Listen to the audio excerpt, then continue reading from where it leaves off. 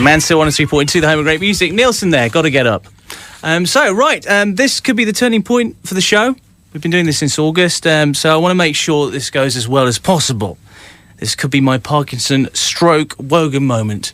So, live on the show, I'm pleased to say we have comedy legend, raconteur, homme du monde, Hollywood actor, bon viveur, the tallest python, the man behind Fawlty Towers, a fish called Wanda, the voice of King Harold in Shrek. Some may say genius. In fact, he would say so himself.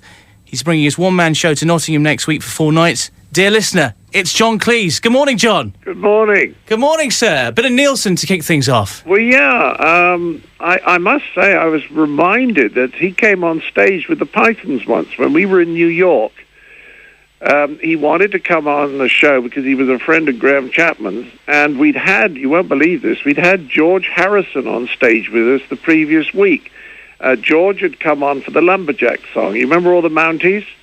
I'm a lumberjack and I'm okay. That's right. Yeah, well, George Harrison had put a Mountie costume on, and he came and joined the chorus, and he knew the words, and nobody knew that there was a Beatle up there on stage with us. They didn't recognize. But Harry came on. He was completely drunk. He didn't bother to button his costume up properly. He wore dark glasses. He never learned the words. And then he came on for the curtain call and started shaking hands with the front row of the audience. I could have killed him. Made a bit of a fool of himself then. Well, I think so, but, alcohol does it. Yeah. Well, we can't talk about... We could talk Nielsen stories all day, couldn't we? But what I would like to talk about, of course, is your one-man show. You started your show this week. How's it going so far? And is it good to be back in the UK? Yes, it's good to be back, and I was really, really pleased with the show last night. There was actually cheering at the end, which I haven't heard in a theatre for some time. But what I was explaining to somebody last night was that the whole thing about comedy is you have to do it with an audience, because the audience tells you what works and what doesn't work. Do you see what I mean? And on Tuesday, I put in a very English sketch. This was the opening night. And to my surprise, it didn't work. So we tried it on Wednesday, still didn't work. So we cut it, and the show was much better last night. But I was annoyed that a couple of the reviewers who'd been asked to wait till Thursday came to the first night. And it's not fair, because it does take you some time to get a show polished. And the most important thing is the audience is an incredibly important part of the show. They really are affecting the show every instant. You've got to play the show to them before you know what works and what has to be cut a little bit and what you need to extend. Of course, it's going to be forever sort of, changing and sort of progressing as the run goes, I guess. Yeah, it literally changes every night. You suddenly realize that this line never gets a response. And then sometimes you ad-lib a line and you think that's funny, and then that goes into the script the next night. So the thing is constantly changing.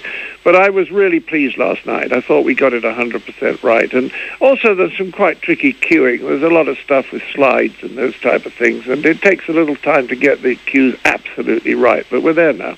Now, the whole point of this tour is obviously to recoup money lost after a very expensive divorce. You've made no secret about this. Unshaking honesty, we salute you, sir. Well, I thought to myself, is she going to take that amount of money off me, and it will eventually amass or add up to about $21 million, which is a lot if you didn't have children. I thought to myself, I'm under no moral obligation to hush the facts up.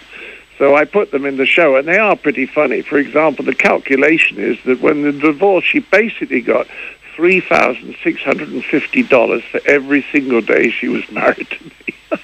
The evil cow. Right. We can say that. I think we get away with that. Anyways, you of course have been sort of touring the one-man show for a while now. You did Scandinavia and then the US with the financial divorce one-man show, and you've changed it now to the alimony show. Yes, because I have to still pay $1 million a year to her until I'm 76. So this is truthfully why I'm doing the show. I'd rather be having dinner with friends and reading books. But if you've got to earn money, then this is absolutely the most fun way of doing it.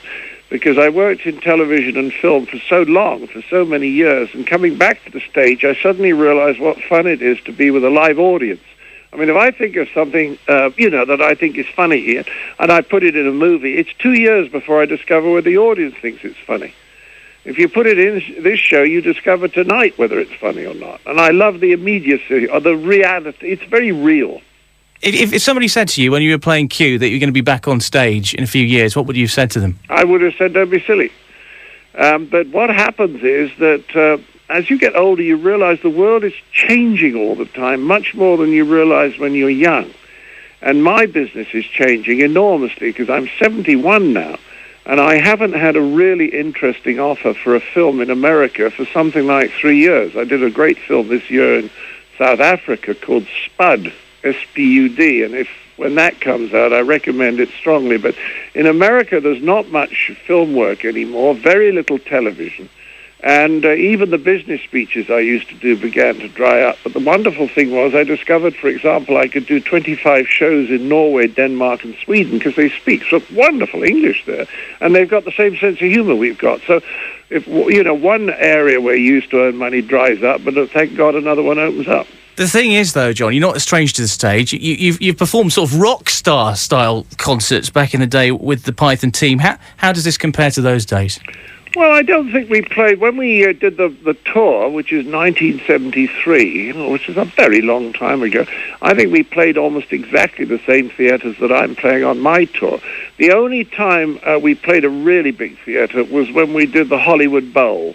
And I think that the Hollywood Bowl takes about 5,000, but we closed part of the seating off. I think we played to about 3,000. But it was wonderful playing in the open air on a balmy evening. It was absolutely exhilarating.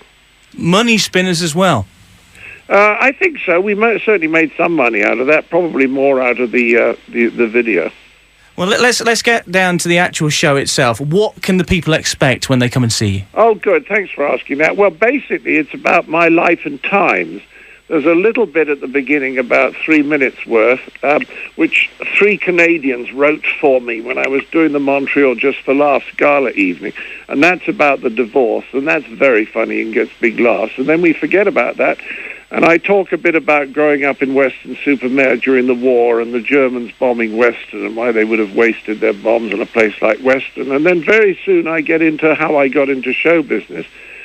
And then all the things that I did, working with Brooke Taylor and Oddie, those guys from the Goodies, and then being in a musical on Broadway with Tommy Steele, working with Peter Sellers, Marty Feldman, and then I get into the stuff that people really love, which is about Python, and then Fawlty Towers and the hotel, the real hotel that it was based on. And then we finish up on Fish Called Wanda, and then it's 2 hours of stuff that's either funny, and there's a lot of big laughs in it, a lot. But also, I talked to people about what it was like being in Python and why we managed to make Fawlty Towers as good as it looked, given that we didn't have enough rehearsal time, this kind of thing. And if people like my shows, they're very interested sometimes in the sort of factual information about them. Well, I think that, you've got to sort of like, you've got to say you're going to have laughs, but at the same time you're going to tell them the story so you can pass on this information. The fans are going to love that. Well, they like it because you make them laugh. I show them a clip, and then I talk to them about the clip. So it's for people who like my stuff, it is a really good evening's fun. If you don't like my stuff, then you must stay away. So there's been a lot of talk about what you wear on stage. I think it's a bit unfair. I think that's because of we're living in the Lady Gaga age. Because they're saying that, well, he's wearing jeans and a T-shirt. Surely that's because you're relaxed. But did you think about wearing a dress at all? If I could get a laugh, yes. God knows I've been in enough dresses in my life. No, I don't think it matters at all. I come on with jeans and a nice, fairly nicely cut blue shirt and a smart blazer and a couple of faux crocodile shoes. But I haven't read anything. Has there been something about how I was dressed? I didn't read that. I think that they were suggesting that they thought you were going to come out dressed in like the old Frost Report bowler hat and suit job, which seems a bit bizarre. Well, there's no accounting for the ravings of other people, Well, look, I'm definitely going to be coming along. You're going to be in Nottingham for 4 nights. 4 nights, that's right. It's from Thursday the 12th through until Sunday the 15th. So obviously you're going to be around in Nottingham for a few days. What are you going to be getting up to when you're not on stage? Well, I came there for 24 hours, and it was the first time that I'd been in Nottingham for about 20 years. The last time I was guest on Test Match Special and was interviewed by Brian Johnston when we were playing the Pakistanis about 20 years ago. And so I was very struck by what a beautiful city it was. So I just like wandering around looking at places. So that's what I'll be doing. Well, if you get a chance, come up to Sherwood Forest and see the Major Oak where Robin Hood used to hang out. Are you serious? Yeah, that's Robin Hood used to hang around these parts. I know, but absolutely. But I didn't know that they could be as specific as that. Well, they can't really. But for the sake of the legend, you know that he had a big oak. I'll take you. Come up, and I'll take you to see the oak. All right, I'll give you a call when I get into town. That sounds like fun. That'd be interesting. Taking John Cleese to go and see the Major Oak. Look, it's fantastic having you on. We'll be giving out the details on how people can get tickets in just a second. Well, keep reminding me. It's funny. It doesn't matter how much publicity you do. You always bump into people who don't have the slightest idea that you're in town. It happened yesterday. I've been in Cambridge. There's been a lot of publicity. A really nice young guy came up to me. He's a student. And said, "What are you doing here?" Unbelievable. Because this is radio, I thought it'd be nice if we could play one of your hits from your recording days. So what I've done is I've dug out Eric the Half a Bee. Could you tell us I love that song. The story behind that?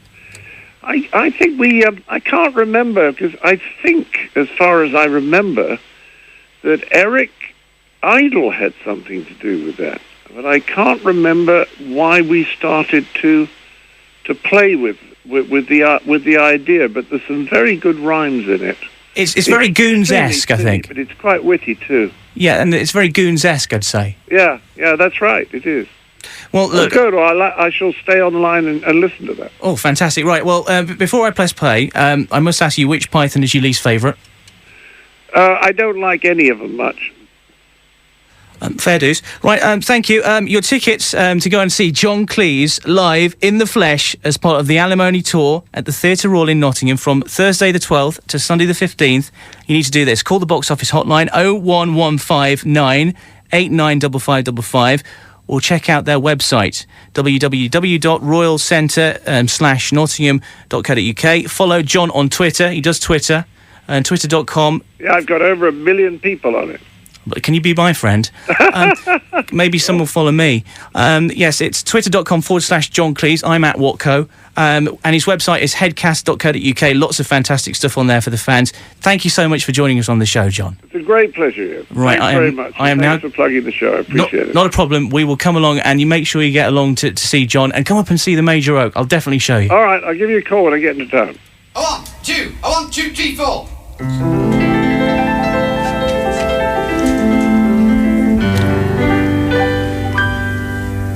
Half a bee.